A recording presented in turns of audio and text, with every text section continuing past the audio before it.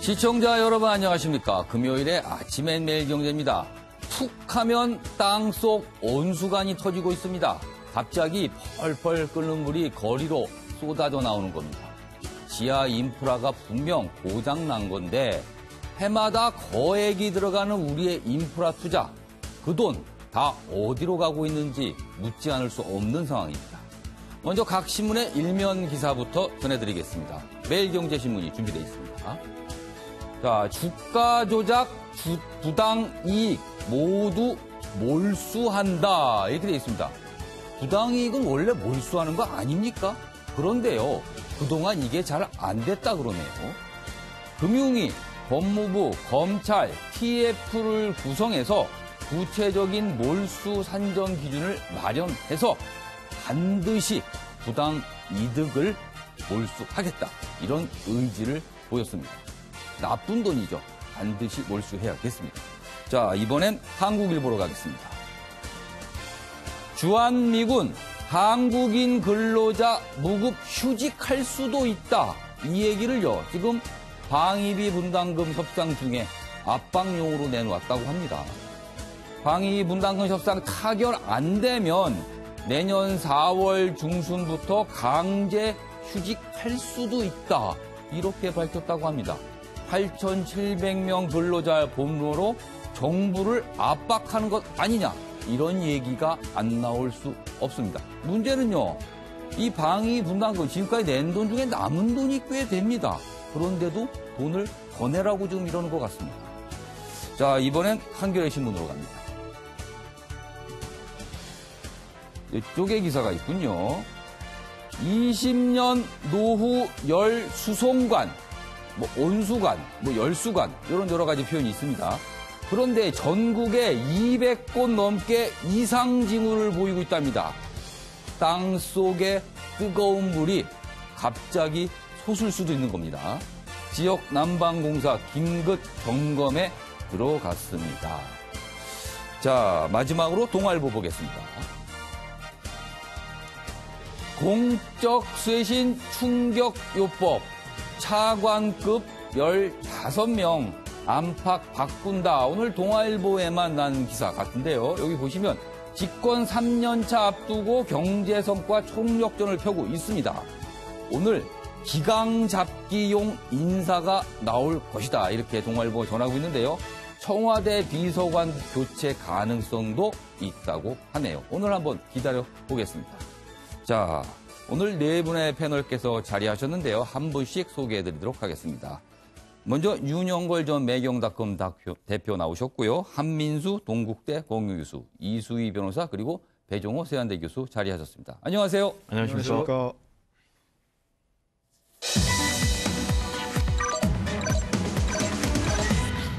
오늘자 신문 기사의 핵심을 정리한 아침을 여는 키워드입니다. 첫 번째 키워드는 땅 및 시안 폭탄, 그리고 나도 백이조군, 그 다음에요 초등생의 꿈, 유튜버, 마지막으로 과학자들의 저항, 이렇게 네 가지 키워드로 준비됐습니다. 자, 그럼 본격적으로 1시간 동안의 신문 브리핑 출발해 보겠습니다. 첫 번째 기사, 온수관 얘기를 안 할 수가 없습니다. 여기 기사 준비되어 있습니다. 조선일보인데요. 열수 시한폭탄이 돈다. 땅 밑에서 돌고 있습니다. 서울, 대구 등 200여 곳 이상 징후, 20년 넘은 전국 열수관 점검에 들어갔지만 불안하기는 여전합니다. 서울, 여의도, 상암, 반포, 분당, 고양, 이른바 기반시설이 잘 갖춰졌다고 알려진 곳들입니다. 이런 곳들에 지금 땅속 열수관 심상치가 않습니다. 파열 계속되는데 노후 열수관 점검 교체는 석 달 뒤에나 마무리가 될 수 있다고 하네요.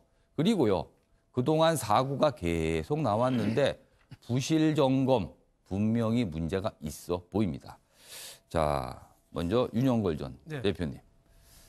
땅속 어디 걸어 다니기가 불안해서 이렇게 툭툭 뜨거운 물이 솟구쳐서야 되겠습니까? 이거 전국에 200곳 넘게 있다는데 이거 좀 심상치 않은 문제입니다. 예, 일산 백석역 쪽에 요전에 사고가 났잖아요. 나서 점검을 부랴부랴 해보니까 203군데나 이상 징후가 있대요. 그러니까 땅 밑에 끓는 물이 돌아다니는데 예. 어디서 터질지를 모르는 거예요. 그것도 인구 밀집 지역, 상암, 여의도, 예. 반포 뭐 이런 분당 이런 지역이니까 예. 이런 거에 대한 우리가 총체적인 좀 안전에 대한 좀 불감증 이게 이거 굉장히 또 불러일으킨 거고 예. 또 하나는 지역에 열이 돌아다니는데 이게 관리 주체가 예. 지금 사고가 난 그 지역 난방공사는 예. 절반만 관리하고 나머지는 또 서울시에서도 관리하고 그렇습니다. 또 따로따로 하고 있다는 예. 거예요. 그러니까 아무것도 좀 관리되지도 않고 예. 또 지난번에 코레일 강릉 쪽에서 사고 날 때도 예. 우리가 안타까운 게 코레일 사장이 저 사고 이유에 대해서도 잘 해명을 못 했잖아요. 예. 날이 추워서 그랬다는 둥 뭐 그래서 사고에 대한 설명도 잘 이해를 못 했는데 지금 지역 난방공사 사장도 국회의원 보좌관 하시다 오신 분이거든요. 아. 그러니까 이번에 아마 일반 국민들하고 예. 아는 정도가 별 차이가 없을 거예요. 그러니까 평소에 이거에 대한 깊은 이해가 좀 그렇죠. 없을 수 있다는 거네요. 위기 때는 위기관리 CEO가 나서서 앞장서서 예. 이렇게 하겠다고 해야 예, 되는데 예. 본인도 처음 듣는 거니까 국민들은 얼마나 불안하겠습니까? 예. 여기에 대한 시급한 대책이 좀 필요하다고 봅니다. 지금 방금 말씀하신 내용 중에 섞여 있는데요. 이 땅속 온수관, 열수관을 관리를 하는 체계에 좀 문제가 있는 거 아닌가 이런 지적도 나오고 있는데 그 기사 준비되어 있습니다. 여기 경향신문 기사인데요. 4,000km 열수송관 관리 주체가 제각각이랍니다. 어떤 곳은 지역난방공사가 하고 어떤 곳은 다른 곳이 하고 그래서 일관된 관리가 어려운 거 아니냐 이런 지적이 나오고 있어요. 자, 한민수 개영 교수님. 이런 문제가 불거질 때만 우리는 이른바 컨트롤 타워 얘기를 매일 하거든요. 이 역시 뭔가 좀 이렇게 너무 흩어져 있어서 제대로 관리가 안 된다. 이런 지적이 나오는 거네요. 맞습니다. 특히 지금 땅 속이 어떻게 돼 있는지 예. 아는 사람이 없을 것 같아요. 예. 그동안에도 그 싱크홀 때문에 언제 어디가 꺼질지 그렇습니다. 모른다는 불안이 있었는데 이제는 어디서 아주 뜨거운 온수가 터질지 모르는 예. 상황이 된 겁니다. 이게 결국은 이게 또 사후 약방문 형식이 되는데 이런 식으로 20년 이상 된 곳이 있다면은 미리 그 점검을 하고 여기에 대한 철저한 대책을 세웠어야 됩니다. 예. 뭐 말씀 나온 대로 지금 보면은 그나마 지역 난방공사에서 중앙에서 보는 데는 체크가 될 텐데 예. 37개 지역 사업자, 민간 사업자도 많이 섞였다는 거거든요. 그럼 거기에서 또 이런 걸 다 점검을 하기에는 물리적으로 좀 불가능할 수 있습니다. 이거는 예. 아까 말씀하신 대로 이건 중앙 정부 차원에서도 예. 적극적으로 보고 이게 어차피 이거 국민의 생명과 직결된 안전 문제거든요. 예. 이거 더 이상 미루거나 예. 주체가 다르다고 해서 또 이 시기만 넘어가길 바라는 식으로 예. 시간 끌게 하지 말고 바로 점검에 들어야 될 필요가 있습니다. 이렇게 체계가 관리 주체가 나눠져 있으면요. 어떤 곳에 사고가 났을 때 다른 곳에서는 이거 우리 관할 아니니까 우리는 괜찮지. 이렇게 넘어가게 되는 겁니다. 그렇죠. 이게 한 곳으로 통합이 돼야만 어디가 문제가 돼도 아 이걸 해결해야겠다 이런 생각이 드는데 지금으로서는 그게 안 되는 것 같습니다. 자, 이수희 변호사. 제가 아까 방송 모두 발언 때 잠깐 얘기를 했었는데요. 이른바 인프라 투자, SOC, 사회 간접 투자 매년 엄청난 돈이 들어가고 있습니다. 그런데요. 지금 이런 온수관, 열수관 이런 데 먼저 돈이 들어가야 되는 거 아닙니까? 그렇죠. 이제 지금 이런 문제들이 예. 현실화되는 게 이제 신도시 개발이라든가 예. 뭐 구도심부터 해서 이런 난방공사가 생기면서 또 이런 식으로 난방을 한 때가 이제 한 90년대 초반부터니까 지금 예. 노후가 시작이 이 문제가 나온 것 같아요. 그런데 이런 거를 늘 미리 생각을 못하고 사고가 나고 인명피해가 나야 부랴부랴 뭐 종합적인 관리를 하겠다, 점검하겠다라고 예. 하는 것이 이제 문제인 것 같아요. 우리 정부 예. 정책들에.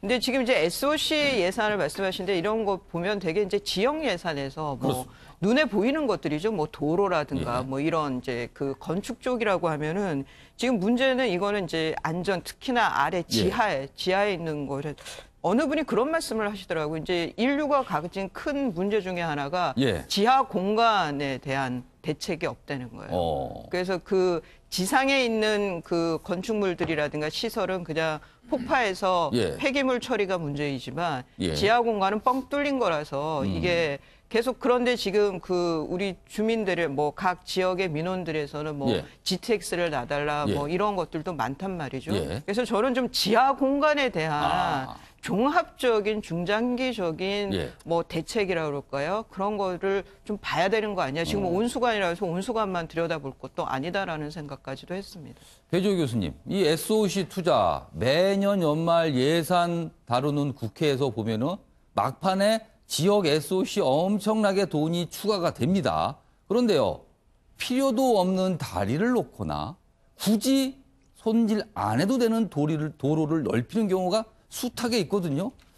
이른바 국민 전체에 보기에는 헛돈이 쓰이는 것 같은데요. 이런 돈 좀 이렇게 돌리면 안 됩니까? 맞습니다. 이번에 국회에서 예산안 예. 처리할 때도 일자리, 복지 예. 예산을 마지막에 1조 2천억을 감액을 하고 대신에 SOC 예산을 1조 2천억 원 정도 늘렸거든요. 그런데 그 SOC 예산을 보니까 마지막에 국회 소소위에서 쪽지 예산을 통해서 그렇죠. 이른바 실세 국회의원들의 지역구 말씀하신 대로 뭐 도로라든지 다리 예산으로 대거 책정이 됐거든요. 그럼 이제 그런 부분은 생활형 SOC 예. 하고는 전혀 거리가 멀거든요. 예. 그래서 그런 부분에 대해서 특히 국회가 좀 신경을 말로만 민생 하지 말고 예. 실질적으로 민생 챙기기에 나서야 되는데 예. 지금 이번에 사고가 난 예. 열수송관 같은 경우는 지금 노후된 그런 이제 수송관 때문에 문제가 생긴 거 아니겠습니까? 예. 20년 이상 낡은 그렇습니다. 그런 수송관 때문에 그동안 방치돼 왔는데 예. 이게 또 놀랍게도 역설제기도 오히려 강남 지역에 굉장히 그렇습니다. 분당에 또 뭐 40군 넘게 예, 예. 강남이 18곳 이렇게 이제 낡은 그런 이제 송수관 때문에 문제가 생겼는데 예. 이게 그럼 왜 이런 문제가 생겼냐 예. 보니까 제가 볼 때는 이 일반 국민들, 시민들의 안전과 직결되는 부분인데 국가의 컨트롤 타워가 없었어요. 이게 무슨 얘기냐면은 지금 이제 지역 난방공사가 예. 관리하는 부분이 있고 예. 지자체가 관리하는 부분이 있고 예. 그리고 민간이 관리하는 부분 이렇게 이제 각자 제각각이다 보니까 국가에서 전체적으로 통제하지 못한 예, 예. 그런 상황에서 빚어진 사고 같고 실제로 최근에 빚어진 코레일 예. 사고도 마찬가지거든요. 철도청이 분리가 됐지 않습니까? 코레일하고 예. 시설공단. 그러면서 이제 안전 관리의 사각지대가 생겼는데 이번 기회에 이 부분에 있어서 좀 전수조사도 물론 필요하고 예. 국가적 차원의 컨트롤 타워 건립이 좀 필요하지 않나 이런 생각이 듭니다. 진정한 SOC는 안전을 보장해주는 시설이 SOC가 아닌가 하는데 우리의 SOC 투자 과연 제대로 쓰이고 있는지 이런 걸 좀 국회가 나서야 되는 거 아닌가 이런 생각이 좀 듭니다. 자, 이번에는 윤장현 전 광주시장 얘기로 가보겠습니다. 어제 검찰이 마지막 날 늦게 기소 결정을 했습니다. 그 얘기 좀 해보죠. 여기 있습니다. 한겨레 신문입니다. 윤장현 선거법 위반 혐의 기소가 어제 이루어졌습니다. 시한을 한 서너 시간 앞두고 아주 막판에 이루어진 겁니다. 검찰 거액 송금 공천 관련성의 무게를 뒀고요. 윤장현 직권남용 등과는 달리 이 공천 관련성 거액 송금 부분에서는 적극적으로 부인을 하고 있다고 합니다. 자, 그러면요. 여기서 윤장현 전 시장의 발언을 듣고 내용 이어가도록 하겠습니다. 이 일은 아시는 바와 같이 대의원들의 판단과 시민들의 여론조사를 통해서 결정되는 공심에서 결정되는 일이기 때문에 이 공천 과정이 제가 권양숙 여사로 생각하셨던 그분의 영향에 제가 의지해서 이런 일들을 결코 생각한 적이 없었습니다. 단지 지금 말씀 주신 대로 이런 일들은 그런 메시지를 주셨던 것은 사실이지만은 그 일들에 있어서 저에게 어려움을 융통해주고 또 그 두 자녀들을 챙겨준 것에 대한 덕담, 격려 이런 상황을 주는 것으로 제가 생각했었죠. 네, 덕담, 격려, 이 정도로 지금 윤장현 전 시장이 말을 했는데 이수희 변호사, 검찰도 고민이 깊었나 봅니다. 아주 막판에서야 기소 결정을 했어요. 이게 이제 지난 6.13 지방선거 때 공직선거법 위반이라서 12월 13일이 공소시효 만료일이었기 때문에 그 전에는 기소를 해야 됩니다. 그러니까 아마 그리고 그 전에 이제 네팔에 나가 계셨지만 그 사기범 예. 사기범 김 씨는 조사가 충분했기 때문에 예. 유죄 심증으로 아마 기소를 한 걸로 보입니다. 그런데 지금 윤장현 전 시장의 경우에는 그 검찰에서 조서에 그 지장을 찍지를 않았어요. 예. 그거는 이제 법적인 효력은 얻게 되는 거죠. 검찰에서 진술한 거는. 근데 뭐 때문에 그러니까 아마 윤장현 시장 입장에서는 전 시장 입장에서 예. 뭔가 이렇게 몰아가는 그 내용으로 조서가 작성이 돼서 아마 그래서 그 날인을 거부한 걸로 보이는데 예. 이거는 재판을 좀 봐야 되겠습니다만은 예. 그 뭐 결정적인 거는 사기범 김 씨의 진술도 있지만 예. 휴대전화에 문자 메시지가 서로 주고받은 것이 이것이 공천을 기대하고 돈을 준 건지 뭐 그것을 아마 재판부가 저는 예. 문자 메시지를 가지고 판단하지 않을까 싶습니다. 지금 윤장현 전 시장이 받고 있는 혐의가 크게 봐선 두 개입니다. 하나는 이제 거액 송금 관련, 이게 공천과 관련됐는지라는 부분과 그다음에 직권남용, 그리고 본인이 어떤 압력을 행사해서 이제 취직을 시켰다는 이 부분이거든요. 검찰이 어제 그 직권남용 부분은 기소를 하지 않았습니까? 이수희 변호사. 그거는 지금 윤장현 시장도 인정하는 거예요. 전 시장도 그러니까 취직시키는 데 대해서 자기가 뭐 좀 관여했다라는 부분. 관여했다는 건 인정을 하는데 다만 이제 그 선거법 예. 공천은 대가로 내가 돈을 줬다라는 거는 지금 부인을 하고 있습니다. 왜냐하면 그 돈이 4억 5천이 갔기 때문에요. 예. 저 정도 액수면 그 공천을 대가로 해서 돈을 줬다가 인정이 되면 예. 실형의 위험이 있습니다. 알겠습니다. 자, 한민수 교수님. 정치권, 특히 이제 여당에서 이번 사안을 보는 시각, 글쎄요, 여러 가지 생각이 들 수도 있을 것 같습니다. 지금 민주당 입장에서는. 어떻습니까, 지금 분위기? 일단 그 윤장현 전 시장은 그 예. 사기범이 그 노무현 전 대통령이 혼외자 얘기를 했을 때 그렇습니다. 그때부터 자기가 정상적인 판단을 할 수 없었다. 예. 이런 식으로 얘기를 하고 있는데 예. 근데 이게 검찰이 여러 수사를 하면서 뭐 문자 같은 예. 확실한 뭐 증거라고 예. 여기겠죠 하는데 정치적 정황 증거도 있을 겁니다. 상황을 판단해 보면은 이 사건이 벌어지는 지난해 연말이랄지 이럴 때가 윤장현 전 시장 같은 경우는 예전에 그 안철수 전 대표 예. 측으로부터 공천을 받고 그렇습니다. 나온 거죠. 2014년도에. 예. 그런데 지난해 이제 연말이나 그 전에 재임 기간에도 여러 가지 좀 문제가 좀 있었습니다. 예. 직권 비리랄지 이런 게 좀 있었고 당내에서 실시한 그 광역단체장에 대한 평가들이 있습니다. 예. 평가가 있는데 윤 전 시장은 높질 않았어요. 이미 광역단체장 중에 뭐 기초단체장 포함해서 교체 지수가 당내에서 높은 걸로 알려졌었고 그게 본인이 뭐 관계는 없다고 하지만은 예. 불출마 선언을 하는데 예. 그런 당내 여건이 있었을 겁니다. 그렇기 때문에 뭐 여당 주변에서도 그러한 본인의 처지를 예. 본다면 물론 뭐 사기범이 사기당할 때는 자기도 모르게 당하지 않습니까? 예. 하지만 그런 본인의 공경한 처지가 상식적으로 볼 때 혼외자 문제 나오고 하면 일단은 이 사람 사기치는 거 아니야? 의심해보는 게 정상적인데 예. 특히 광역시장 정도 되면은 예. 근데 거기에 쏙 빠질 정도는 이런 여러 가지 정치적인 공공한 상황이 영향을 미치지 않았나 그렇게 보고 있습니다.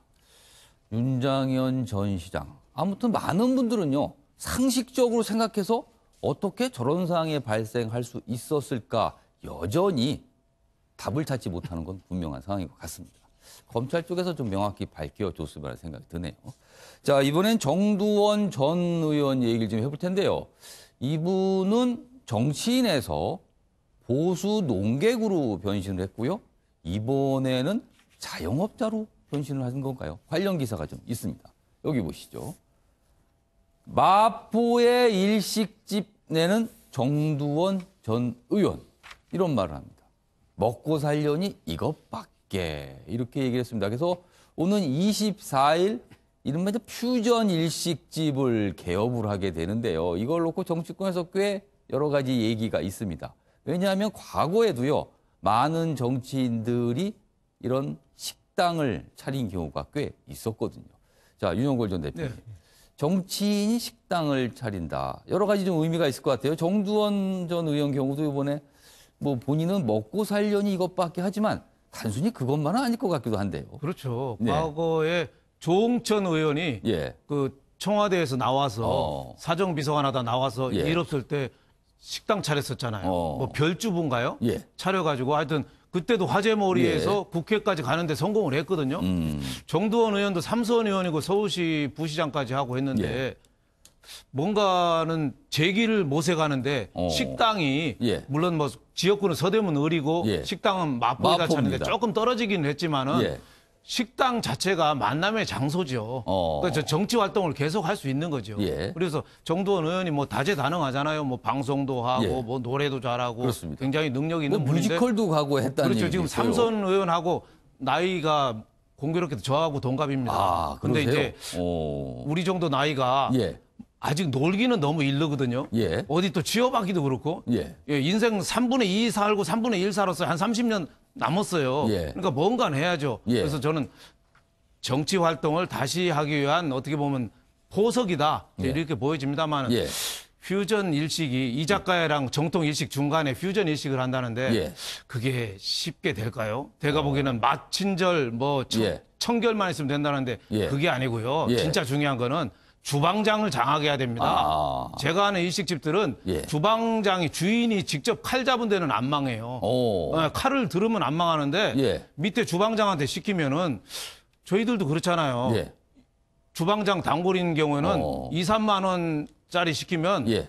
잘 모르는 사람 10만 원짜리 시키는 예, 거 더 예. 잘 나오는 경우가 많잖아요. 그러니까 잘못하면 우아하게 문을 닫을 수도 있다. 그래서 좀 식당 자영업은 간단한 게 아니라 거의 전쟁이다. 1, 2년 내에 거의 절반이 문 닫잖아요. 그래서 소일거리로 생각하지 말고 예. 여기 아예 몸을 바쳐서 예. 지금 칼 잡는 것부터 공부 좀 다시 해라. 저 이런 말을 좀 하고 싶습니다. 윤용걸 전 대표께서 지금 창업 컨설팅을 하는 듯한 분위기로 논평을 좀 해주셨습니다. 자, 배종원 교수님. 네. 아까 똑같은 질문 제가 드렸었는데 윤용걸 전 대표께도 정치인이 이런 자영업자, 소위 식당을 차리는 것 여러 가지 일을 할 수 있는데 굳이 음식점, 식당을 차리는 거는 어떤 남다른 의미가 좀 있을까요?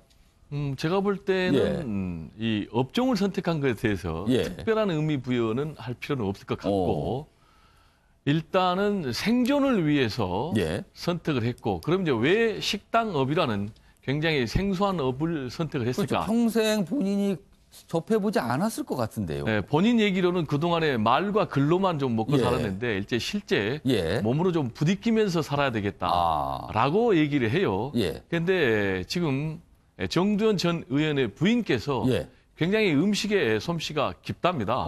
그래서 그 부인을 믿고 예. 자기는 이른바 셔터맨이다. 가게 문을 열고 닫는 일만 하겠다. 라는 이제 본인은 뭐 아침에 출퇴근 정도만 부인을 시켜드리고 이 그렇습니다. 정도만. 그러면서 이제 또 본인이 한 얘기가 자기도 57년생이니까 예. 60이 넘었는데 예. 이제 뭔가 100세 시대 준비하기 위해서는 해야 된다. 예. 이런 입장이거든요. 예. 그런데 지금 정치하는 사람들 입장에서는 역시 가장 중요한 게 생계입니다. 생계. 일단 생존을 해야지 뭐 정치든 뭐든 하는데 생계 자체가 안 되면 정치를 할 수가 없는 거죠. 그래서 우리가 무항산이면은 무항심이다 이런 얘기가 있지 않습니까? 일단 먹거리가 해결 안 되면 예. 아무것도 할 수 없다라는 이제 그런 취지인데 무항산, 무항심이 뭔가 이렇게 쥐어지는 게 없으면 아무 생각이 안 난다 이런 뜻인가요? 그렇습니다. 그런데 이제 문제는 지금은 이제 예. 자영업자의 무덤 시대다라는 얘기가 있지 않습니까? 특히 대부분 특별한 기술 없이 다들 뛰어드는 업종이 식당 업종 아니겠습니까? 예. 그래도 이 식당 업종에 뛰어든 자영업자들 대부분이 1, 2년 안에 문을 닫는 그런 상황이거든요. 예. 그래서 통계적으로 보면은 예. 정두원 전 의원 예. 성공할 가능성이 굉장히 희박하다. 윤용걸 대표님과 비슷한 지금 전망을 해주고 계세요. 근데 앞으로 좋은 결과를 나오기를 좀 기대해 보겠습니다. 정두원 전 의원이 지금까지는 이제 보수 농객에서 방송이나 뭐 라디오 여러 가지 통해서 지면을 통해서 이렇게 보수 입장을 전파하는 전직 정치원 역할을 하셨는데 자영업을 지금 뛰어든 거거든요. 그렇다면은 자영업의 그 실상을 본인이 현장에서 파악을 할 텐데 이걸 또 보수 농객으로서 또 정부를 여러 가지 지적하고 하는데 본인이 활용을 할 수 있지 않을까 이런 생각도 좀 살짝 드네요. 본인이 직접 느꼈으니까요, 뭔가를. 알겠습니다. 자, 이번에는요, 김경수 경남지사 얘기로 좀 가보겠습니다. 이른바 백의종군 얘기입니다. 여기 보시면요, 한국일보가 준비되어 있습니다. 이재명 백의종군과 같은 듯 아니면 다른 듯 이렇게 제목이 달렸네요. 김경수도 당 화합위의 당직 사퇴 어제 밝혔습니다. 백의종군 하겠다. 친문 측 이 지사 공격 이어지자, 그러니까 친문 측에서 이 지사를 공격하고 있었던 거죠. 갈등 봉합 차원에서 결단을 내린 듯하다 이렇게 돼 있습니다. 김경수 지사는 이른바 친문의 핵심으로 통하죠. 그 핵심이 친문 측의 공격을 받고 있는 이 지사와 같은 백의종군을 했다. 그래서 같은 듯하면서도 다른 듯하다. 이런 얘기가 되겠군요. 자, 그럼 여기서요. 김경수 지사의 발언 듣고 이어가도록 하겠습니다. 동병상련 같은 없는 거죠. 근데 제 사건도 마찬가지지만 사실은 시간이 지나면은 진실은 언젠가는 밝혀질 거라고 봅니다. 그다음에 그걸 위해서 이런저런 노력을 하시는 분들은 그 자체로 존중해 줄 필요는 있는데요. 다만 저는 이제는 우리가 이제 지방선거 과정에서도 그렇고 전당대회 과정에서도 그렇고 제가 끊임없이 말씀을 드렸던 건 촛불로 들어선 문재인 정부, 문재인 대통령이 성공하지 않으면 그러면은 우리 대한민국의 미래는 없는 거 아니냐. 대한민국 정치의 미래도 없고. 그래서 모든 판단의 기준, 선택의 기준은 문재인 대통령, 문재인 정부의 성공에 도움이 되느냐 안 되느냐. 제일 중요하다. 자, 한민수 교수님. 이재명 지사의 백의종군과 김경수 지사의 백의종군. 한국일보는 같은 듯 하면서도 다른 듯하다. 이렇게 됐어요. 어떻게 보세요? 두 가지의 차이점이 있을까요? 예, 우리 국민들이 경남지사, 경기지사 이어가지고 당직을 내려놓으면 뭔가 당직이 뭐가 있느냐 하는 텐데요. 민주당에 보면은 소속 광역단체장 같은 경우는 대략 한 6개 정도의 당직을 갖고 있습니다. 그러니까 이른바 당연직이죠. 그렇죠. 당연직이죠. 당연히 대표적인 게 당무위원, 중앙위원, 대의원, 참조원 지방정부위원회 위원 이렇게 다 있습니다. 이런 걸 내놓겠다는 건데 지금 이재명 지사가 한 3개 정도의 혐의로 기소가 됐지만 사실상 당내 안팎의 평가를 보면은 해경공 김씨 사건을 어찌됐든 불기소 처분을 받았기 때문에 대단히 선방을 했다. 이런 평가들이 나옵니다. 그리고 당 지도부 입장에서는 이재명 지사가 페이스북에 먼저 당직을 내려놓겠다 하고 당 지도부 이해찬 대표 같은 경우는 바로 받아가지고 이걸 처리를 했거든요. 처리했다는 표현보다도 사실상 당원권 정지 상태다. 이렇게 얘기했는데 그거에도 불구하고 곧바로 청와대 청원을 비롯해가지고 친문 진영의 지지자들이 상당히 강하게 반발을 하고 있습니다. 여전히 반발하고 있어요. 그렇죠. 그분들의 요구사항은 이건 윤리심판을 열어서 정식 징계 절차를 밟아라. 그리고 강경한 분들 같은 경우는 제명, 출당을 하라는 요구거든요. 근데 당 입장에서는 이재명 지사는 입장을 내놨고 지도부도 이렇게 했단 말입니다. 근데 여기서 가장 또 키포인트 중에 하나는 이런 논란의 과정에서 이재명 지사의 지지자들과 이재명 지사 측에서는 형평성 얘기를 계속 꺼내왔습니다. 그게 이른바 김경수 경남지사입니다. 그러니까 똑같이 기소됐는데 왜 다르냐? 물론 사안의 성격은 많이 다르죠. 신형 강제 입원 건하고 선거 과정의 사건이기 때문에 특히 친문 지지자들이 받아들이는 거는 완전히 다른 사건입니다. 다르게 보고 있는데 그럼에도 불구하고 여권 전체 입장에서 볼 때는 이걸 가지고 바른미래당도 없고 야당에서 계속 재정 신청도 했고요. 계속 끌고 가겠다는 거거든요. 이런 상황에서 친문의 핵심이고 특히 친문 진영에 진짜 아주 팬덤이 형성돼 있는 김경수 지사가 나서서 나도 백의종군 하겠다. 특히 메시지에서 우리 정부, 문재인 정부의 성공을 위해서는 단합을 해야 된다. 이런 걸 던졌거든요. 갈등도 봉합하고 본인도 똑같이 이렇게 백의종군에 처신을 하겠다는 입장을 밝힌 거로 봐야 되겠죠. 그렇다면 이른바 당내 분란, 갈등, 분열 이런 것을 막기 위해서 본인도 백의종군을 함으로써 좀 봉합을 하는 그런 움직임이다. 거기에 플러스 이른바 형평성 논란을 또 잠재우는 효과도 있고요. 그렇군요. 자, 이번에는 관련 기사를 좀 하나 더 보도록 하겠습니다. 서울신문 기사입니다. 이번에도 김경수 지사의 백의종군 얘기를 그대로 다뤘는데 조금 다른 내용이 추가돼 있습니다. 여기 보시면요. 큰 제목은 이렇습니다. 이재명 이어 김경수도 당직 내려놓기 이렇게 돼 있는데 이 부분이 추가돼 있네요. 이해찬 퇴진 청원 이틀 새 2만 건 이렇게 돼 있습니다.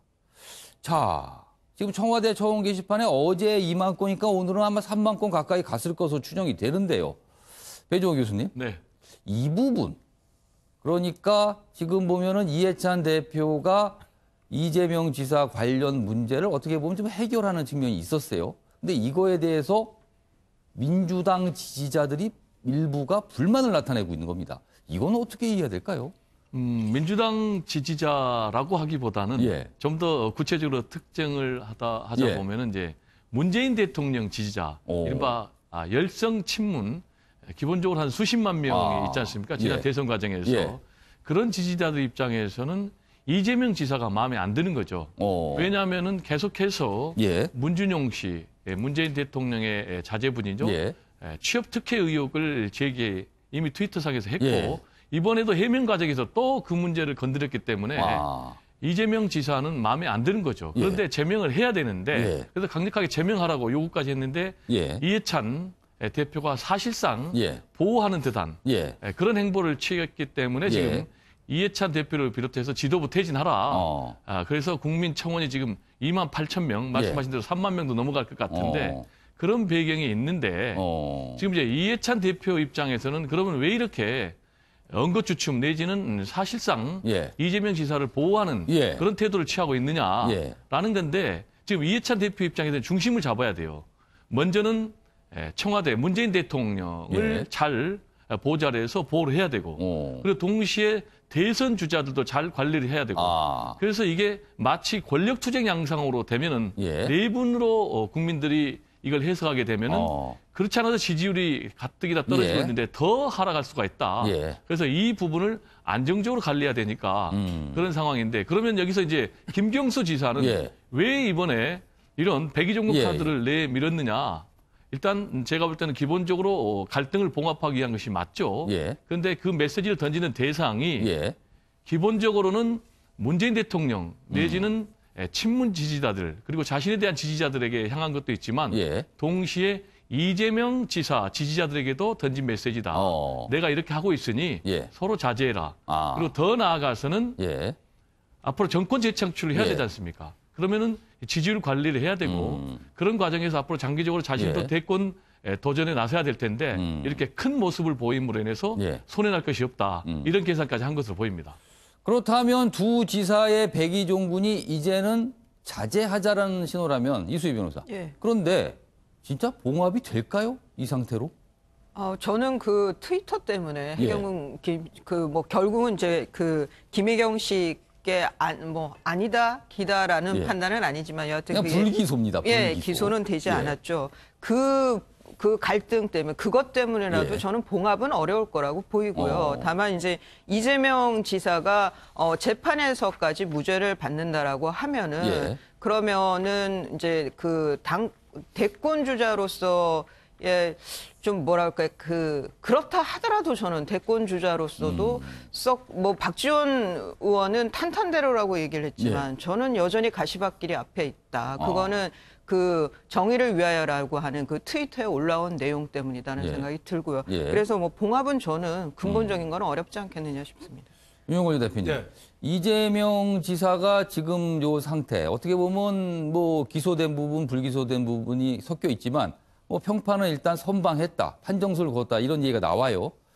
대권 주자로서의 앞으로의 길 탄탄대로일까요? 아니면 좀 더 여러 가지 고민을 해야 되는 상황일까요? 저는 탄탄대로가 아니라 파란만장한 지뢰밭을 건너고 가시밭을 건너서고 바다 난파 선 타고 바다를 삼각파도로 해치해야 되는 가시밭길도 가고 또 바다도 가야 되는 겁니까? 어려운 지금? 일이 있다고 봅니다. 물론 트위터는 대통령을 걸어서 사실 성공했어요. 트위터 해경군 김씨 트위터에 문준용 씨 언급이 39번 있으니 이거 기소되면은 대통령 문준용 씨도 재판 나와라. 이런 식으로 사실 승부 걸어서 성공한 측면이 있어요. 그 승부가 통했다고 보시는 거네요. 저는 그거는 통했다고 보는데 나머지가 다 간단한 게 아니잖아요. 저기 누구죠? 검사 사칭. 그리고 또 형 강제 입원. 형 강제 입원도 그때 법에는 없었다지만 대법원 판례에도 의사 면담 없이 한 거는 명백한 위법이라잖아요. 그러니까 여러 가지 나온 게 제가 보기에는 벌금 100만 원 이상이면은 지사직 물러나야 되거든요.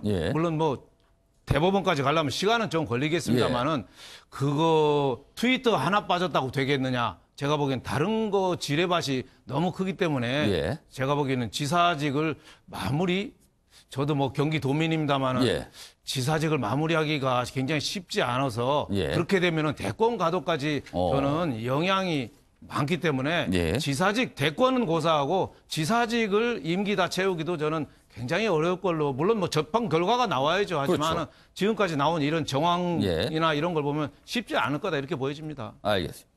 자, 이번엔 제 뒤쪽 좀 화면을 봐주시기 바랍니다. 연예계의 이른바 B2 파문이 계속 이어지고 있죠. 여기 보시면요. 래퍼 마이크로닷 사진이 나와 있습니다. 인터폴 사기 혐의로 이 마이크로닷 부모에 대해서 적색 수배를 발부했는데요. 여러 가지 이야기가 지금 섞여 있습니다. 이와 관련해서 박진아 아나운서가 전하는 이슈톡에서 내용을 들어보도록 하겠습니다. 래퍼 마이크로닷 부모에 대한 논란이 끊이지 않고 있습니다. 마이크로닷의 부모는 20년 전 주변 지인들에게 거액을 빌리고 나서 뉴질랜드로 도주했다는 의혹을 받고 있는데요. 어제 충북지방경찰청은 다음과 같이 알렸습니다. 국제형사경찰기구인 인터폴이 우리나라 경찰의 신청을 받아들여서 지난 12일 신 씨 부부에 대한 적색 수배를 발부했다라고 밝혔는데요. 여기서 적색 수배, 그러니까 국제적으로 범죄자 수배가 내려졌다는 겁니다. 일단 제3국으로의 도피는 막을 수 있는데요. 현재 뉴질랜드에 거주하고 있다고 알려진 마이크로닷 부모는 뉴질랜드 외에는 다른 나라로 도피하는 것은 불가능해졌습니다. 그런데 이 적색 수배를 해도 강제로 국내에 데려오는 건 어려운데요. 마이크로닷 부모가 뉴질랜드 시민권자이기 때문입니다. 자발적으로 입국하지 않는 한 지금 상황에서도 한국으로의 송환은 어렵다는 거죠. 그래서 청주지검 제천지청은 법무부에 범죄인 인도 청구를 건의했다는데요. 이들 부부의 신병을 확보하기까진 상당한 시간이 걸릴 것으로 예상됩니다. 현재 마이크로닷 가족의 행방은 묘연한 상태인데요. 지난달 23일 마이크로닷 어머니가 사건과 관련해 조사를 받을 거고 문제 해결을 위한 행보에 나설 거다라는 입장을 전했지만 아직까지 소식이 없습니다. 마이크로닷도 지난달 21일 공식 사과문을 통해서 문제가 원만히 해결될 수 있도록 최선의 노력을 다할 거다라고 밝혔지만 종적을 감췄는데요. 지난 11일 방송에선 마이크로닷이 거주했던 자택을 팔고 이사를 했다라는 소식이 전해지기도 했습니다. 또 마이크로닷의 친형인 가수 산체스도 예정돼 있던 신곡 발표 날짜를 미루고 자취를 감췄는데요. 이들 가족의 행방을 둘러싼 궁금증은 더욱 커지고 있습니다. 지금까지 박진아의 이슈톡이었습니다. 네, 이수희 변호사. 만약에 마이크로닷 측에서 이수희 변호사를 변호인으로 선임을 하신다면 지금 상황에서는 어떤 조언을, 법률적 조언을 하실 수 있을까요? 아들의 경우에는 뭐 그냥 공인이다 보니까 그런 사회적인 책임 뭐 이런 게 있는 거고, 그 부모의 경우에는 지금 이제 뭐 범죄인 인도 청구를 했지만은 이 뉴질랜드 시민권자이기 때문에 뉴질랜드 경찰이 나서주지 않는 한은 뭐 강제로 데려오는 거는 지금 사실상은 어렵죠. 근데 저는 지난 여기 출연에서도 말씀을 드렸지만은 좀 마이크로닷 굉장히 지금 막 상승세를 타다가 그렇습니다. 이 문제 때문에 한참 이렇게 인기를 누리고 있었습니다. 그렇죠. 뭐 또 이게 결국 잠적했다는 보도까지 나올 정도면 부모님께서 뭐 왔을 때 구속될 위험은 있다 하더라도 좀 부모님이 결국은 책임지는 모습을 보이는 것이 두 자제들을 위해서도 정말 최선의 방법이 아닌가 싶어요. 이거는 뭐 법의 문제는 아닌 것 같아요. 그걸 따지기 전에.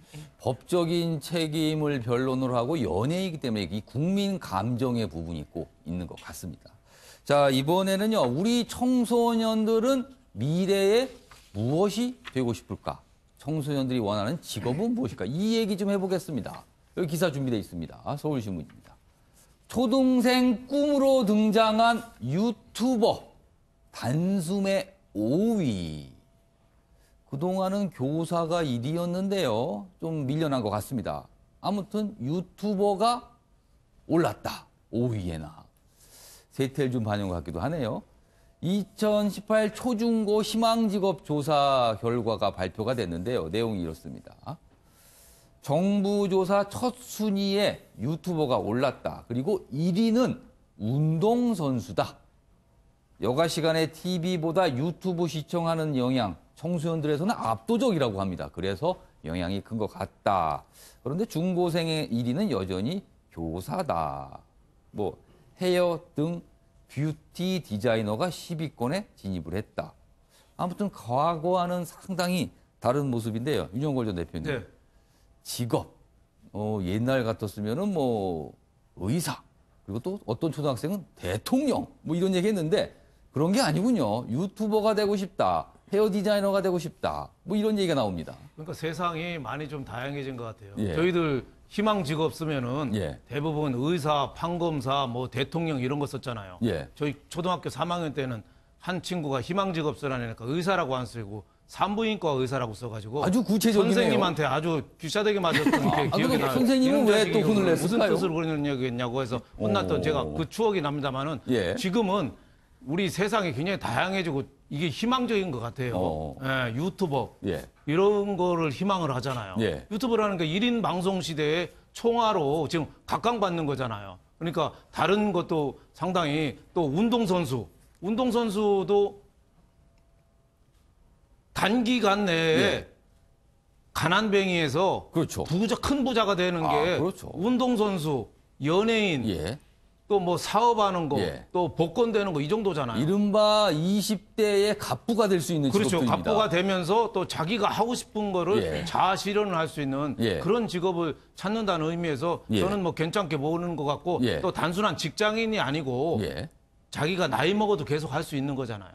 예. 유튜버도 그렇고 그렇습니다. 뭐 다른 것도 요리사도 그렇고 예. 헤어 디자이너도 그렇고 그런 면에서 이제 우리가 장수 100세 시대를 맞아서 예. 그 젊은 초등학생들이 예. 다양한 직업을 희망하는 거는 상당히 저는 긍정적으로 봅니다. 네. 예, 이수희 근데 변호사. 이 조사에서는 지금 되고 싶고 하고 싶은 이 직업들이 나와 있는데 아마 제 그 주변을 보면은 지금 정말 문제는 되고 싶고 하고 싶은 게 없는 아이들이 더 많아요. 지금 10대 아이들이. 좀 그래서 저는 그런 아이들에도 좀 주목할 필요가 있다는 생각이 드는데 선택한 이유가 재밌어요. 보니까 1위가 내가 좋아해서. 그러니까 그만큼 지금 자기가 좋아하는 일이 장래 자기 직업이 된다는 면에서는 좀 저는 이 교육과 관계된 분들이 좀 미래에 대한 그 청사진 같은 거 뭐 이런 좀 예측 네. 같은 거 그런 정보들을 좀 많이 내놓는 것이 아이들을 위해서 아이들의 장래를 위해서 좀 필요하다는 생각이 드네요. 지금 저희가 기사로 소개해드렸지만 유튜버가 꾸민 아이들이 많다는 얘기했는데요. 어떻게 보면 그거를 정부 당국이 공인을 해준 듯합니다. 국세청에서 유튜버들이 워낙 돈을 많이 버니까 그 부분을 좀 들여다보겠다 이런 움직임이 있거든요. 여기 기사 준비되어 있습니다.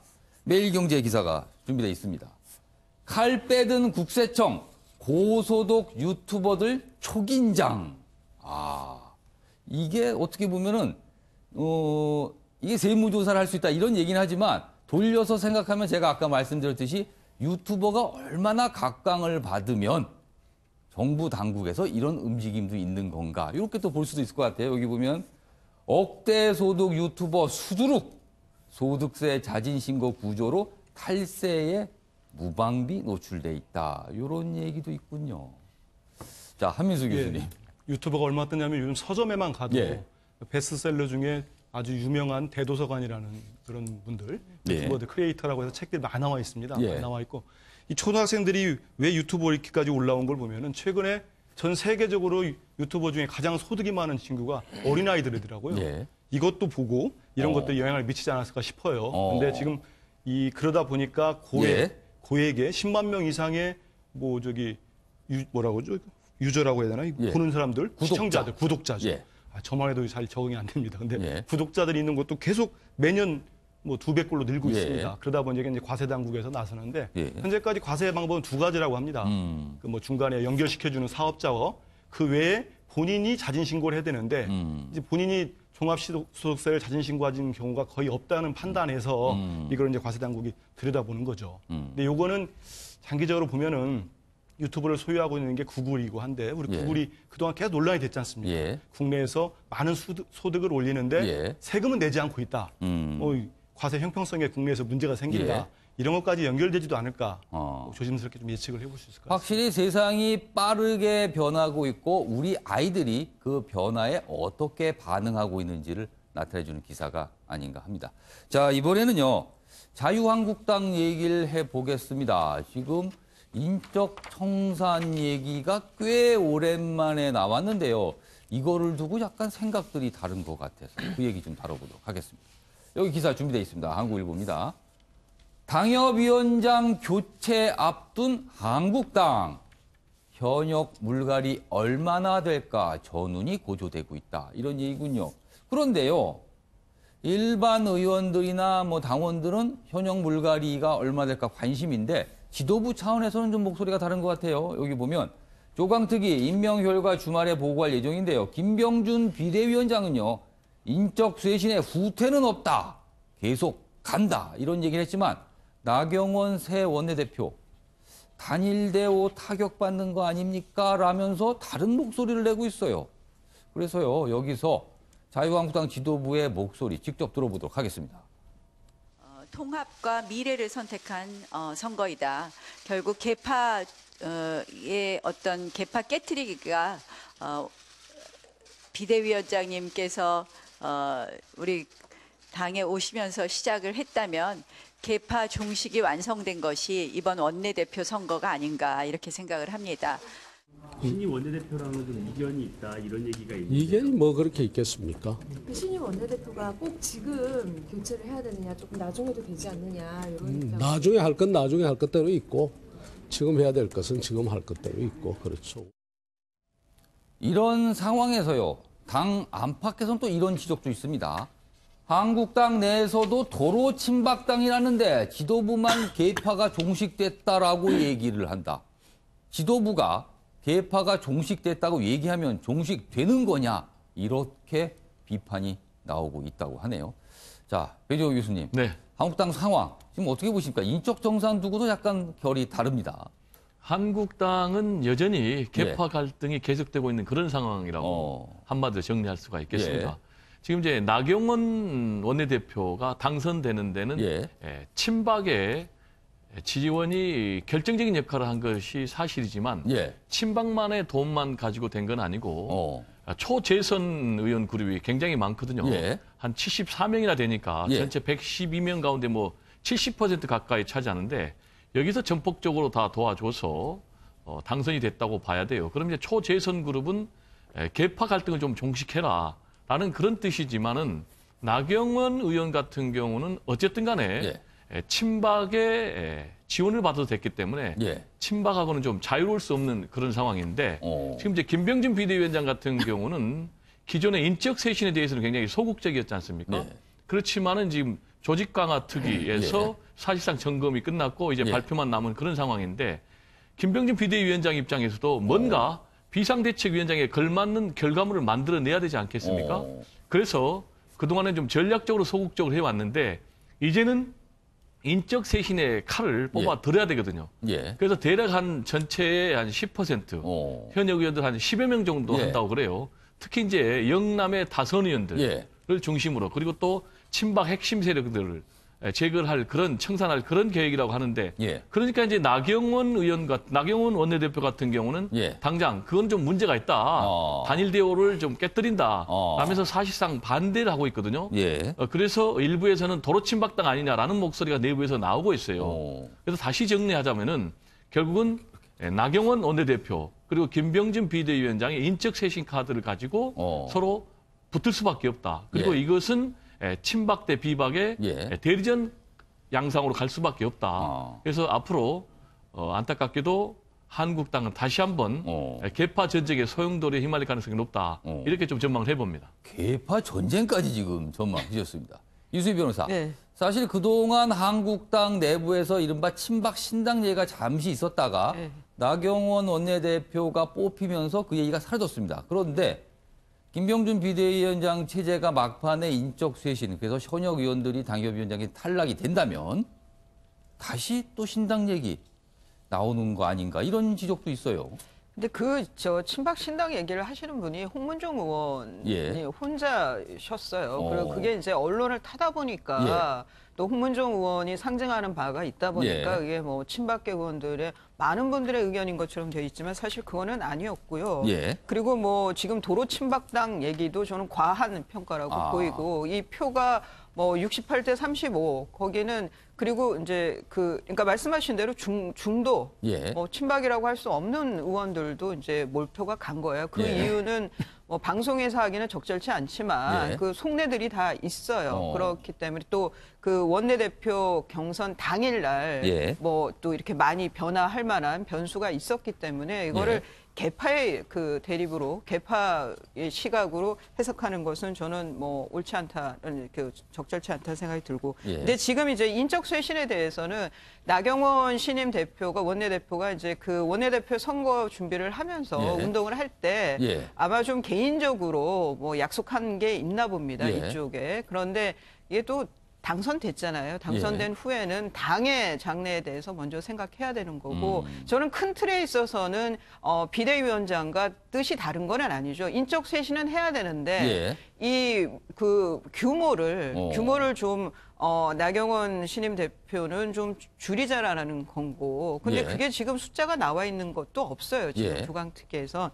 근데 어느 분이 보더라도 그 저 사람들은 책임을 져야 한 의원들이 맞다라고 하는 분들이 그 당협위원장 인선에서 탈락이 된다라고 하면 저는 뭐 여론이 받쳐주면 그 쇄신은 그대로 갈 수 있다는 생각이 누가 듭니다. 봐도 물러나는 게 마땅하다. 그 정도 선에서 정리가 된다면 이런 말씀이시네요. 예, 한미수 교수님. 그 여성의 부드러운 리더십을 기대를 했다면은 자유한국당 지지자 중이나 뭐 깜짝 놀랐을 것 같아요. 저만 해도 나경원 대표 좀 압니다만은 이 비대위원장 앞에서 공식회의 처음 일성으로 인적 쇄신을 반대를 했습니다. 이 얘기는 이전에 전원책 변호사 해촉 문제로 뭐 이렇게 타격을 받았던 김병준 비대위가 결정타를 맞은 겁니다. 나경원 원내대표는 의원들이 뽑아준 특히 압도적으로 뽑아서 보냈어요. 말씀하신 대로 뭐 의원들 사이에서 특히 원내대표 선거에서는 빚을 많이 집니다. 빚을 지더라도 저 정도까지 총대를 메고 나선 겁니다. 나서가지고 거의 결정타를 날렸기 때문에 이런 상황에서 주말에 비대위에서 현역 의원들 일일이 되지 않았습니까? 112명의 의원들이 있는데 하나하나가 중요하다. 단일 대우를 깨트리면 안 된다. 이 정도까지 얘기한 정도면은 이거 내부에서 조정을 하겠지만은 김병준 비대위가 처음에 생각했던 숫자 두 자릿수 이상의 현역 의원들 교체는 쉽지 않지 않겠느냐. 실제 그걸 발표를 하면은 이제 개파 간에 큰 대립이 생기겠죠. 그런데 당장은 내년 2월에 전대를 앞두고 아직 시간이 좀 있어요. 근데 복당파가 반격을 노리겠지만은 이번에 너무 크게 졌습니다. 당장은 좀 어렵고 특히 친박들이 밀었다고 하지만 친박 말고도 이른바 무게파랄지 잔류파, 초대선이 완전히 밀어줬기 때문에 일단 쉽게 반격은 못할 거고 김병준 비대위 입장에서는 명예롭게 마무리를 하기까지도 쉽지 않은 상황이 됐다. 이렇게 보고 있습니다. 사람은 원래 사회적 존재라고 그러죠. 근데 그 사회적 존재가 너무 좁게 사회적 존재를 가져가면은 그게 계파가 돼서 서로 싸우는 게 아닐까. 이런 생각도 좀 드네요. 자, 이번에는요. 카이스트 총장의 거취를 놓고 과학자들이 반발하고 있습니다. 그리고 그 내용이요. 권위 있는 과학 전문지에까지, 해외 전문지에까지 보도가 되고 있는 이 상황. 어떻게 봐야 하는지 모르겠는데요. 이 얘기와 관련해서는요. 저희가 어떻게 생각하십니까? 순서로 한번 다뤄보도록 하겠습니다. 보시죠.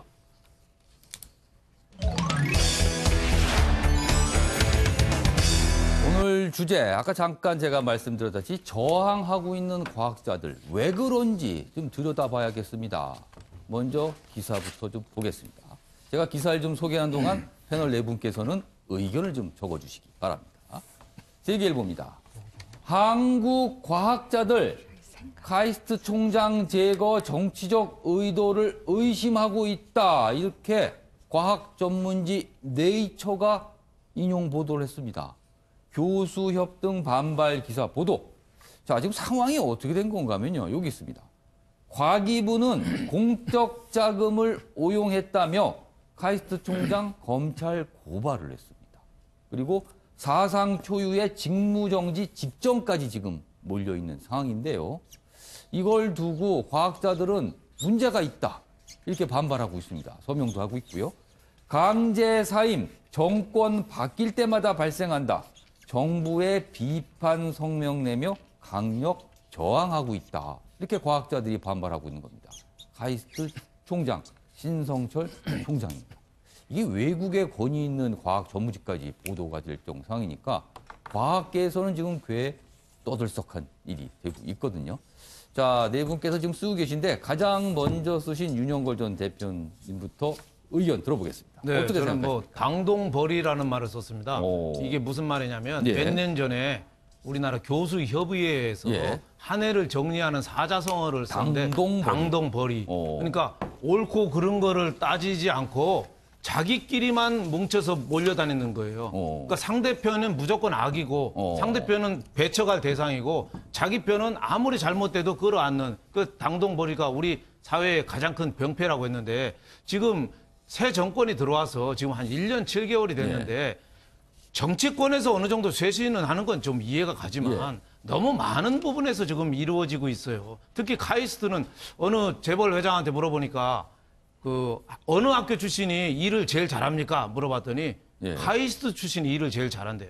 그럴 정도로 우수한 인재들이 모인 그런 데거든요. 거기 총장도 어떻게 보면 우리나라 과학기술 지성이 어떻게 보면 상징인데 이게 정권이 바뀌었다고 해서 너무 좀 어거지로 좀 몰아내는 거 아니냐. 물론 뭐 옛날에 있었던 그 뭐 대구에 있는 그 학교하고 연관돼서 미국 연구재단에 뭐 불법적으로 연구비를 탔다 뭐 여러 가지가 있지만 제가 보기에는 거기에 대한 논리가 조금 좀 약하지 않느냐. 그래서 검찰 고발까지 하고 총장 직무 중단까지 그 행정부에서 요구한 건 좀 지나치다. 그래서 저는 이런 생각이 들어요. 중국하고 베트남이 개혁이 성공했잖아요. 중국이 목택도니까 다 몰아내도 주자파 핵심은 등소평은 살려서 중국 경제개혁이 성공했어요. 호치민도 사회주의 숙적 많이 했지만 반은 간디고 반은 레닌이라고 그래요. 그래서 그분도 많은 관용을 베풀어서 베트남이 도이모이라고 그래서 경제개혁이 살아날 수 있었거든요. 우리도 숙청도 좋고 세물로 가는 것도 좋지만 상대편이라고 해도 약간의 인재는 좀 남겨두고 끌고 가는 게 나중에 세상 바뀌었을 때도 그 사람이 또 인재가 된다. 그런 의미에서 카이스트 총재도 좀 안타깝습니다. 이 사안에 대해서 이른바 과학개판 적폐청산 아니냐 이런 시각이 존재합니다. 그 관련 기사 좀 보겠습니다. 국제과학계로 번진 카이스트 사태, 네이처, 신성철 정치적 숙청 이렇게 돼 있습니다. 이게 정치적인 이유로 총장이 어려움에 처해 있다. 이런 내용이군요. 여기 보면요. 미국 기관과 공동 연구비 유용 논란. 이거에 대해서 과기부는요. 적법 절차 거쳐서 고발한 것이다. 이렇게 얘기하고 있지만 과학자들은 반발하고 있고요. 그리고 정작 미국 측엔 자료 요청도 안 했다라는 게 지금 정부가 이렇게 했다는 비판을 받고 있네요. 네이처는 한국 내 비판 여론을 보도하고 있습니다. 국제과학계로 번진 카이스트 사태. 자, 한민수 교수님. 어떻게 이 상황 보고 계세요? 정부가 내놓은 입장이 적법 절차를 거쳤다. 저는 뭐 이 얘기를 맞을 겁니다.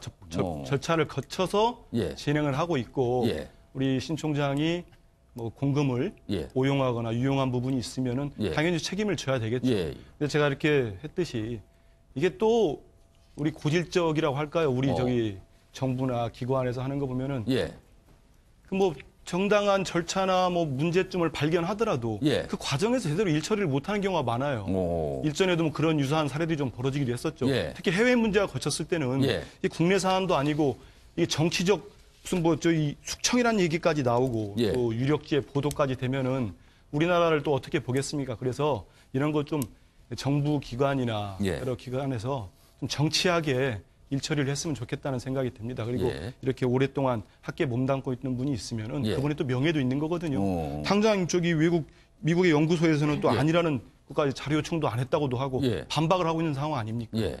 이거는 과기정통부의 일처리의 미흡이다. 이렇게 보겠습니다. 이번 사안 그리고 이번 그 관련된 문제가 된 연구와 관련됐던 참여했던 분들이 정부에서 굉장히 큰 상까지 받고 이런 성과를 냈던 분이라 그러는데 이런 일이 있어 더 지금 국제과학계까지 파문이 가고 있는 게 아닌가 하는데요. 이수희 변호사께서는 어떻게 생각하십니까? 저는 건들지 말아야 할 분야가 있는데 그게 이제 학계와 예술 쪽은 정치나 권력이 저는 함부로 손을 대는 것이 아니라고 생각합니다.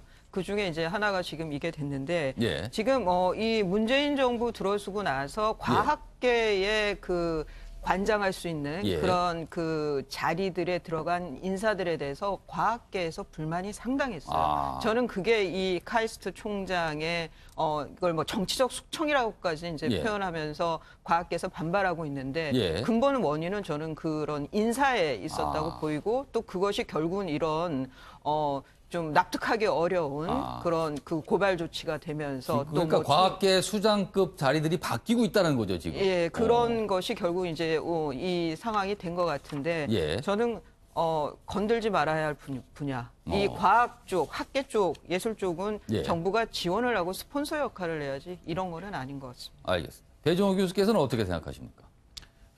저는 뭐 이걸 뭐 어느 한쪽의 문제라고 하기는 상당히 어렵다 이렇게 생각을 합니다. 일단 뭐 우리가 팩트 자체를 잘 알 수가 없고 예. 그런데 기본적으로 개인 비리 플러스 정치적 배경 이렇게 제가 정리를 한 이유는 어쨌든 간에 깔끔하지 못한 처신은 있었던 것 같아요. 그래서 과학기구가 지금 검찰에 고발하고 그리고 또 이사회에 직무정지까지 지금 요청한 이제 그런 상태인데 그런데 이제 이게 모양새가 굉장히 좋지 않다고 봐요.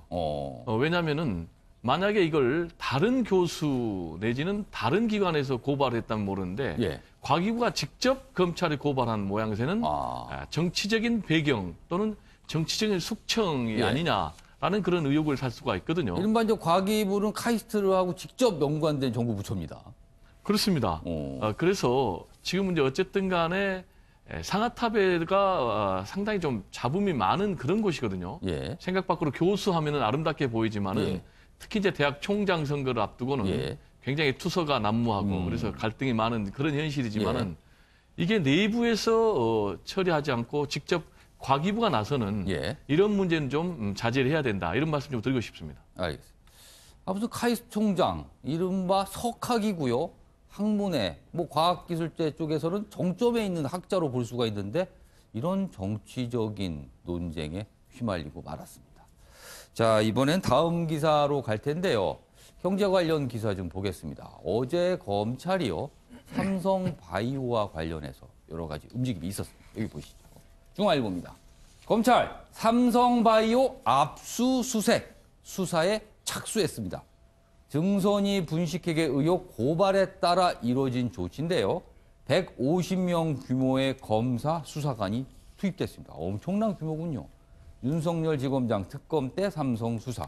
삼성바이오 적법하게 회계 처리했다. 이런 주장 계속하고 있습니다. 자, 윤영걸 전 대표. 드디어 검찰이 나섰습니다. 네.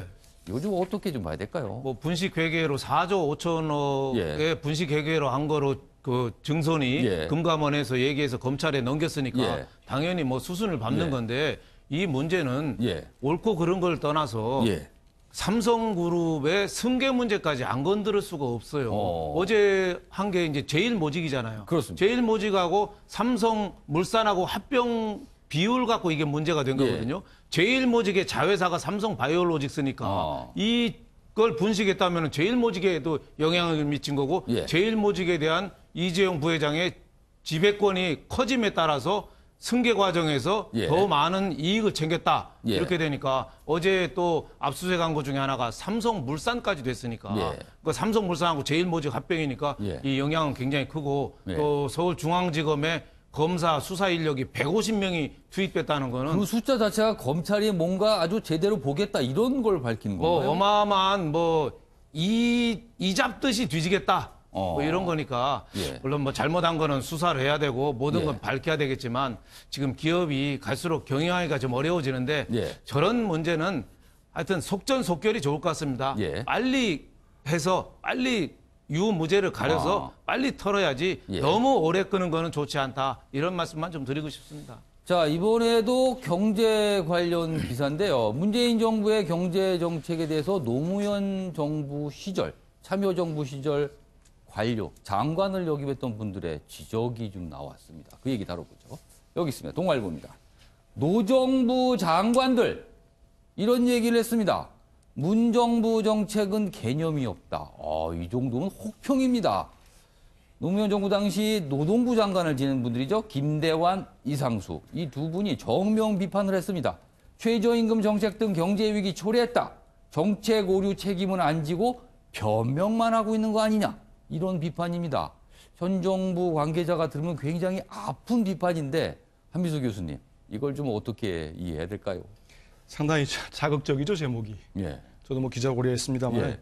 이게 제가 현장에서 직접 들어봤으면 좋았을 텐데 예. 이 기사랑만 보면은 뭐 김대한 전 장관이라든지 특히 이상수 전 노동부 장관, 예. 이상수 장관 같은 경우는 국회 노무현 전 대통령과 함께 뭐 3인방도 하고 이쪽에 되게 정통하신 분이죠. 그렇죠. 근데 이 두 분이 특히 뭐 문재인 대통령도 친분이 있는 분들이 이렇게까지 비판을 했으니 현 정부 관료들이나 뭐 청와대 입장에서 보면은 되게 좀 아프지 않을까요? 아플 수 있죠. 아플 수 있는데 여기에 대해서 전체적으로는 어떤 맥락에 됐는지 좀 살펴볼 필요도 있을 것 같고요. 좀 잘했으면 좋겠다는 분명히 바람이 있었겠죠. 그럼요. 이 두 분이 그리고 이 정책에서 뭐 방향은 맞지만 여러 가지 문제점이 났을 때 여기에 대해 적극적으로 대응도 하고 너무 고집할 필요 없다 이런 얘기들이거든요. 예. 이건 뭐 정부 관료들도 좀 새겨 들으면서 예. 또 필요할 경우는 또 만나서 또 얘기도 듣고 그럴 필요도 있을 것 같습니다. 알겠습니다. 이수희 변호사께서는 이 내용 어떻게 보셨어요? 뭐 이 제 경제 정책에 특히 최저임금 급격한 인상에 대해서는 너무나 많은 비판이 있었고, 그리고 저 문재인 대통령께서 그래도 좀 그 전향적인 변화를 보일 만한 그런 말씀도 했기 때문에 내년에 좀 더 보겠습니다만은 이 경제 정책에 대해서 많은 분들이 이렇게 비판을 하고 있으면 또 장하준 교수도 그렇고 좀 지금의 경제팀에서 저는 대통령께서 좀 전문가에게 경제 문제는 좀 맡겨두시는 것도 방법 중에 하나겠다는 생각도 듭니다. 알겠습니다. 자, 이번엔 마지막 기사가 될 것 같습니다. 양심적 병역 교부와 관련 내용인데 여기 있습니다. 한국일보입니다. 셋째 아들은 양심적 병역 거부 전과자 피했네요. 성우 양지훈 씨 아들 얘기입니다. 삼형제를 뒀는데 첫째와 둘째는 양심적 병역 교부를 이미 감옥살이를 했습니다. 근데 막내 아들 역시 양심적 병역 거부인데 무죄 판결을 받은 겁니다. 대체복무 합리적 방안 도입 기대한다. 대법원에서 무죄 취지 파기를 한 거에 대한 반응입니다. 배정우 교수님. 네. 안타깝네요. 삼형제가 다 저런 일에 휘말렸으니요. 그렇습니다. 지금 이제 시인 양지훈 씨 같은 경우 세 아들이 다 병역법 거부와 관련해서 유죄 받았고 큰아들은 이제 수감 생활을 3년이나 하고 그랬다는데 하여튼 이 문제가 합리적으로 잘 해결됐으면 좋겠습니다. 알겠습니다. 뭐 이와 관련해서 국방부가 인전 대체복무 방안까지 발표했으니까 어떤 방안이 좀 나올 것 같습니다. 오늘은 한파가 다시 찾아와 오후에도 전국 대부분 지역이 영하권에 머물겠습니다. 바람까지 강하게 불어 보온에 꼭 신경 쓰셔야겠습니다. 아침에 매일경제 여기서 마칩니다. 시청해 주신 여러분 고맙습니다.